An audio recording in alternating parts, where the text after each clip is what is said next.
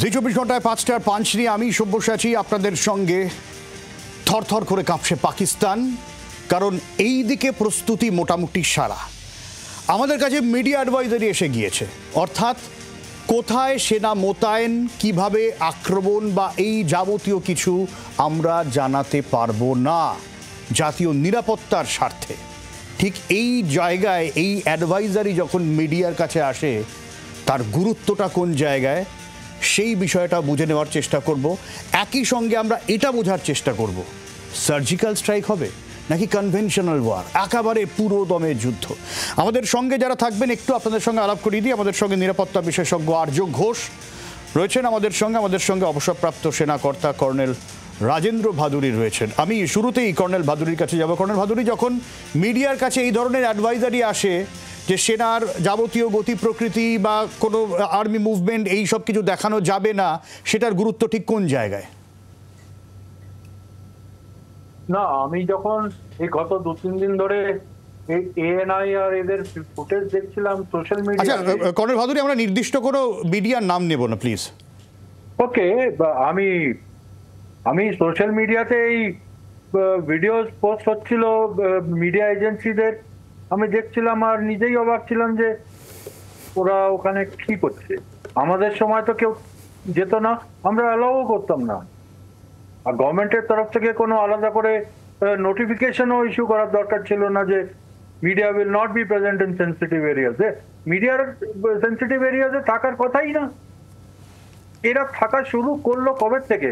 কারা এদেরকে পারমিশন দিয়েছিল আর কারা এই পারমিশনটাকে উইথড্র করলো? কর্নেল ভাদুরী, আমরা কি তাহলে ধরে নিতে পারি যে বড়সড় কিছুর ব্লুপ্রিন্ট একেবারে রেডি, সেই জায়গায় দাঁড়িয়ে একেবারে নিরাপত্তার কড়াকড়ি, একেবারে গোপনীয়তা বজায় রেখে এবারে অ্যাকশনের অপেক্ষা? দেখুন, any kind of military operation হচ্ছে একটা কনফিডেন্সিয়াল, একটা রেস্ট্রিক্টেড ইনফরমেশন। সে বড় সড়ো হোক কি মিলিটারি অপারেশন মানেই বড় সড়ো, সে এখন পুরো ইন্ডিয়া পাকিস্তানের বিশাল যুদ্ধ হোক কি এই টার্গেটেড স্ট্রাইক, সার্জিক্যাল স্ট্রাইকস হোক বা কাউন্টার ইনসার্জেন্সি অপারেশন হোক, অ্যাজ এ সোলজার আমার জন্য সবকিছুই বড়। কারণ my life is under threat, I have a task to complete. আমার দেশের মানে কমান্ডের থেকে আমার কাছে হুকুম এসছে একটা টাস্ক করার, তো শিওর কি ছোট তার কোনো না। তো জাস্ট বিকজ মিডিয়াকে বলা হয়েছে তোমরা এখন থাকবে না, কোনো ফটোগ্রাফি হবে না, কোনো লাইভ টেলিকাস্ট হবে না, এ তো ভালো জিনিস, এটা তো শুরু থেকেই হওয়া উচিত ছিল। আচ্ছা, আমি আপনার কাছে আসবো, আমি আর্যবাবুর কাছে যাব।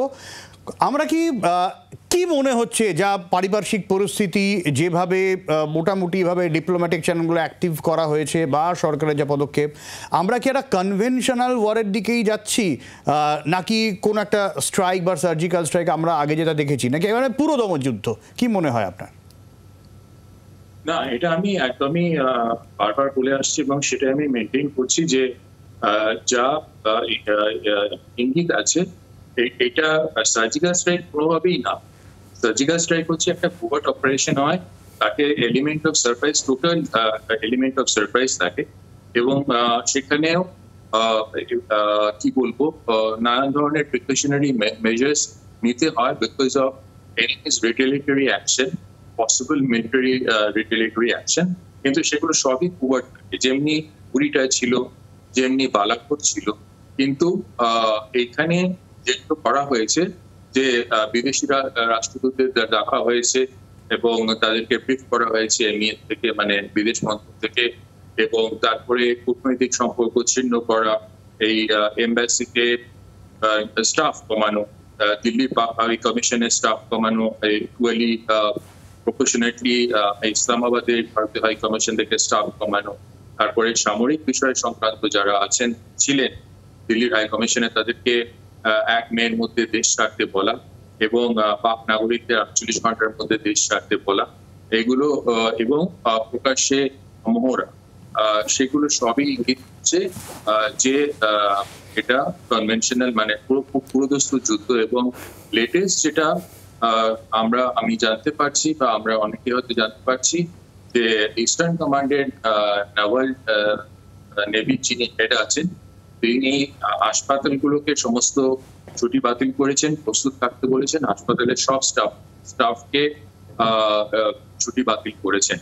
তো এইটার আরো বড় ইঙ্গিত যে আমরা ইস্টার্ন দিকে, আমি এটা আগেই বলেছিলাম যে ইস্টার্ন সমস্ত কমান্ডস গুলোকে, নর্দার্ন কমান্ড, ওয়েস্টার্ন কমান্ড, এই সমস্তকে রেডি করা হয়েছে এবং সাদার্ন কমান্ডকে ব্যাকআপ হিসেবে রাখা হয়েছে। আমি একটা কথা এখানে বলতে চাই যে যেটা পরে অফিসার বললেন, আমি তার সঙ্গে একদম একমত। এটা এই কোনোভাবেই এটা মিডিয়ার এই সমস্ত জায়গায় যাওয়া উচিত নয়, because we have learned the lesson from Kargil 1999, যেটা আমরা খুব পড়ি। তো এরা কি করে ট্র্যাক করে, এবং another lesson that we have learned, Sabyasachi, এটা হচ্ছে যে এর সময় 26/11 সময় তো হেলিকপ্টারে করে, হেলিতে করে যখন কমান্ডোজরা নামছিল, এনএসজি কমান্ডোজরা নামছিল ওই বাড়িটার উপরে, তো সেই খবরটা পাকিস্তান থেকে হ্যান্ডলাররা ওদেরকে দিচ্ছিল।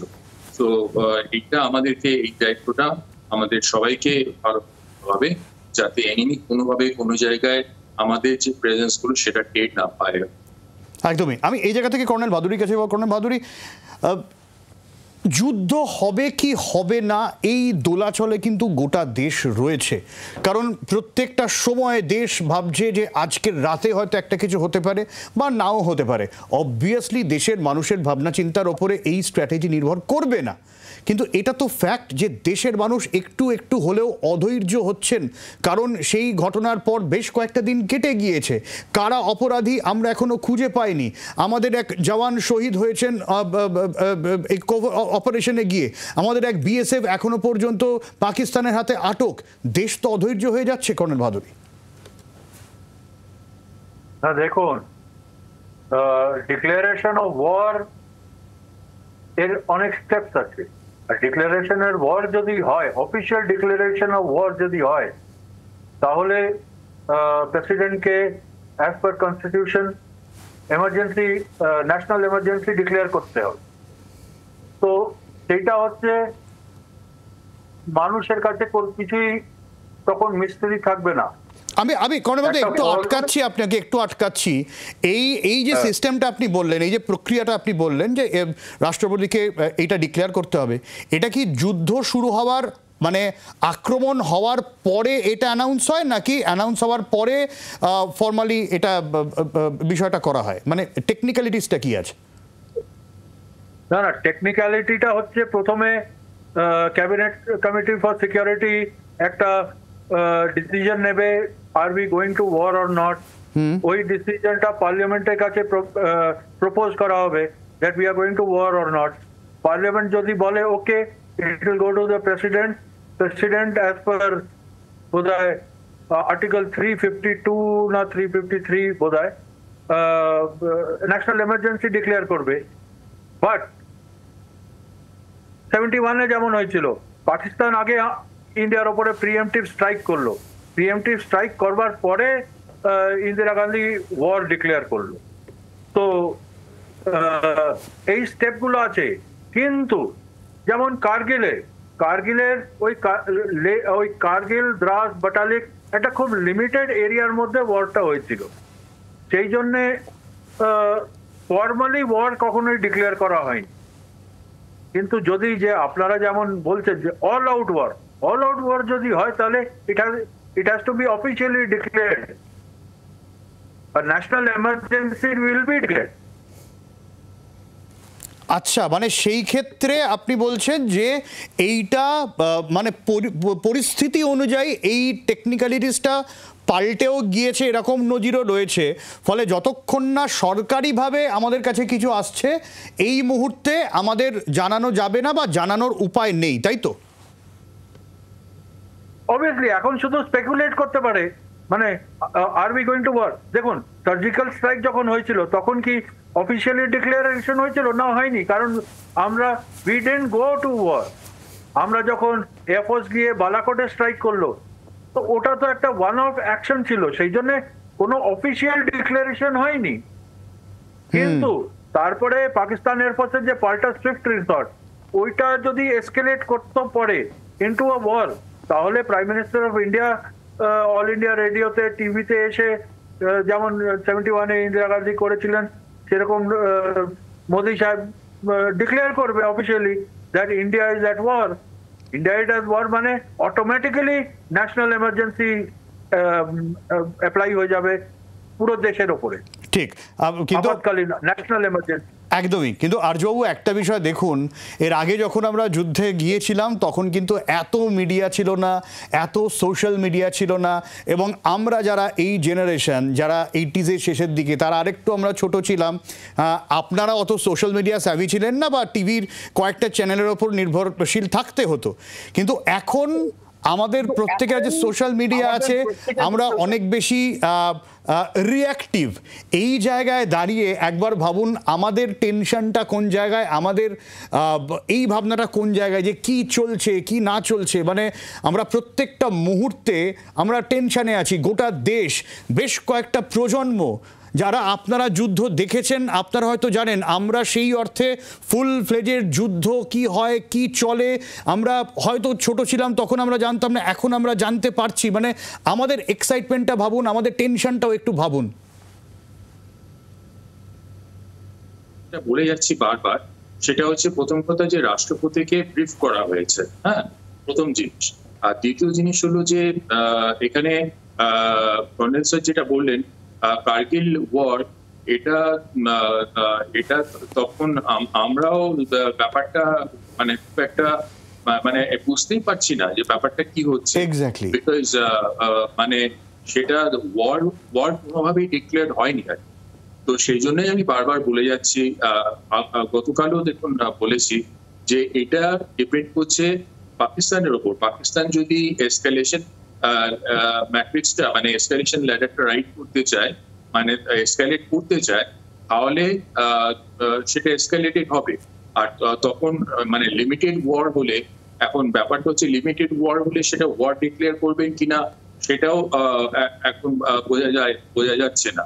তো সেই জন্যই এটা মানে যদি খুব বৃহৎ আকার নেয়, তো সেটা যদি পাকিস্তানের দিক থেকে সেটা হয়, তো সেটা এসকালেটেড হবে, তখন ওয়ার ডিক্লেয়ার করবেন হয়তো অল ইন্ডিয়া রেডিও থেকে, বা এখন তো এত কিছু মিডিয়াম আছে, তো তাতে হয়তো ডিক্লেয়ার করা হয়। জেনারেলি গভর্নমেন্ট রান টিভি কিংবা রেডিওতেই হবে এটা।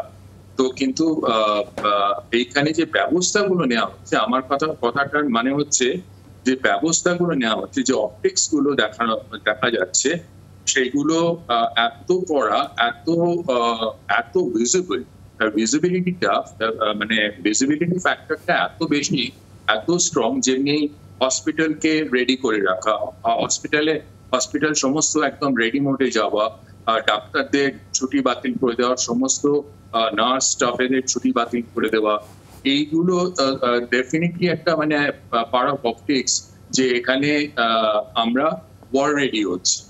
এবং এই যে মহড়ার ছবিটা আপনারা দেখাচ্ছেন, এইটা তো অবভিয়াসলি এটা গভর্নমেন্ট তো অ্যালাউ না করলে মিডিয়া ওখানে যেতে পারে না।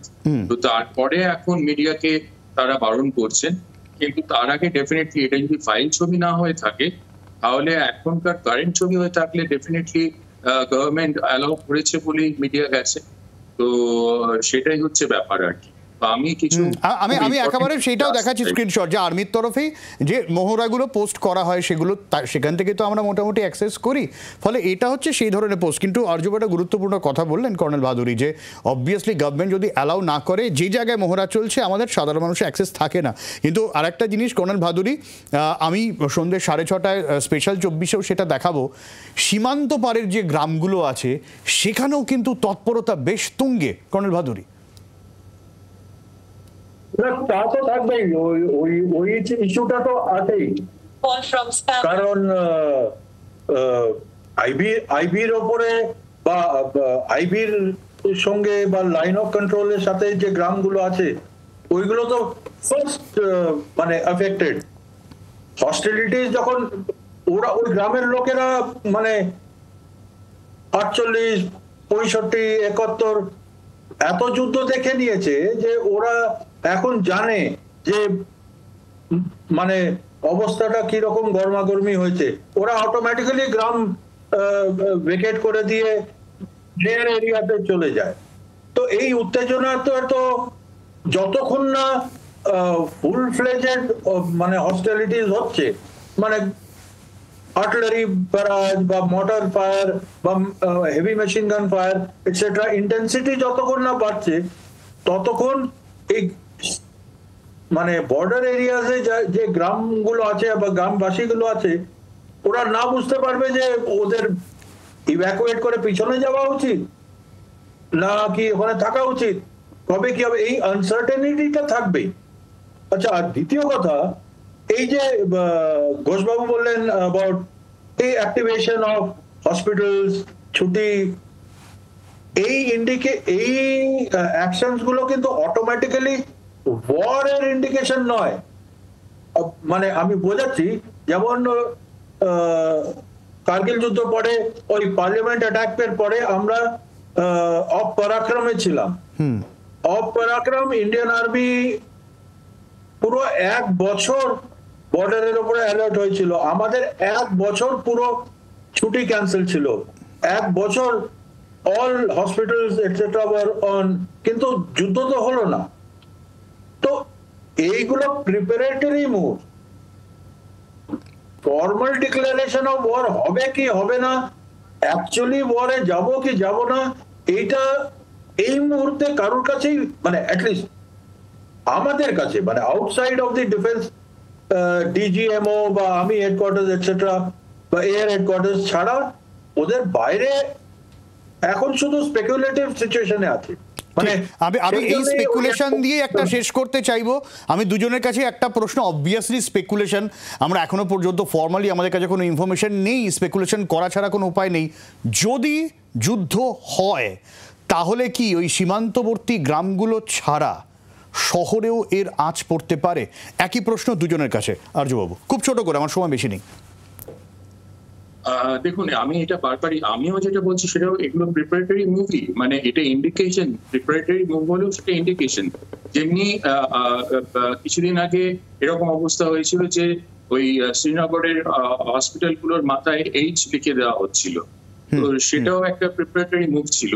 তো সেই জন্য শহরে আঁচ পড়তেই পারে, কেননা সেটা ডিপেন্ড করবে এনিমি কিভাবে কি করছে। মানে আজকে যদি এনিমি সেরকম মিসাইল অ্যাটাক করে, যেটা ওই গ্রামগুলো, তো ধরুন বর্ডারের যে গ্রামগুলো সেগুলো তো খুব কাছে, সেখানে আর্টিলারি ফায়ার দিয়ে মানে কভার করতে পারে। কিন্তু মিসাইল যদি ফায়ার করে, অবভিয়াসলি তার রেঞ্জ অনেকটা বেশি, সেখানে শহরগুলো তো ডেফিনেটলি এফেক্টেড হবে। আচ্ছা, কর্নেল ভাদুরী। হ্যাঁ, মানে আমাদের ইস্টার্ন সেক্টরে ইন্ডিয়া পাকিস্তানের যদি ওয়ার হয়, ইস্টার্ন সেক্টর বা সাদার্ন পেনিনসুলাতে কোনো শহরের কিছু হবে না। যদি পাকিস্তান এসকেলেট করে নেওয়া গৌরী মিসাইল, ওদের যেটা লং রেঞ্জ মিসাইল, ওই সব ম্যাড্রাসের উপরে বা কলকাতার উপরে যদি অ্যাটাক করে, তাহলে আলাদা ব্যাপার। আচ্ছা, মানে প্রবাবিলিটিতে আপনি কলকাতাকেও রাখছেন? হ্যাঁ, মানে এসকেলেশন যদি সেই লেভেলে হয়ে যায়, তাহলে তো ওদের কাছে মিসাইল গৌরী আর গজনি আছে, যেটা কলকাতা বা মানে অতটা রেঞ্জের মধ্যে আছে ওদের কাছে। কিন্তু আমাদেরও আছে, অবভিয়াসলি আমাদের পৃথ্বী, অগ্নি এটসেট্রাও আছে।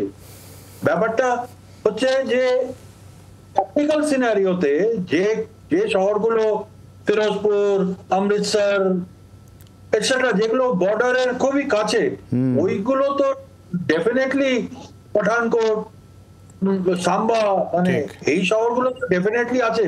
পাকিস্তান এয়ারফোর্স 71-এও স্ট্রাইক করেছিল, 65-এও স্ট্রাইক করেছিল।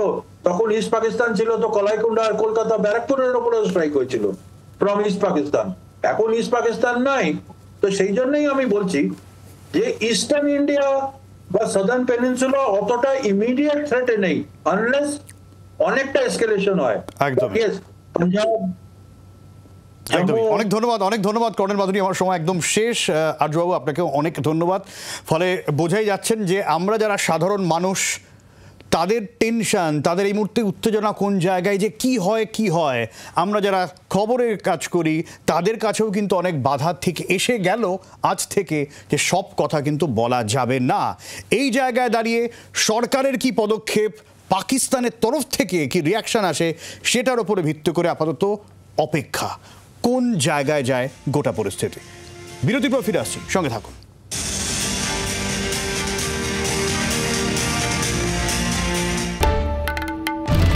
বাংলার আওয়াজ, বাঙালির আবেগ, জি 24 ঘন্টা।